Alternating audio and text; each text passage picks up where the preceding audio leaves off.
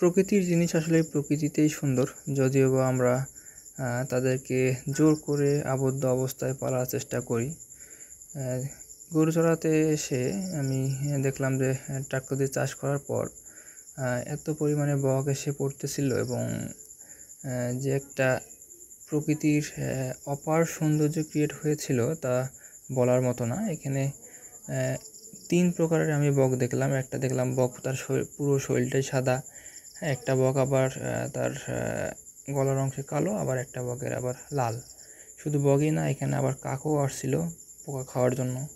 তারা পোকা খাচ্ছে, শুধু কাক পোকা খাচ্ছে তা না, দেখলাম যে বকও যে বড় বড় যে পোকাগুলো আছে, বিভিন্ন ধরনের পোকা, তারাও সেই পোকা খাচ্ছে।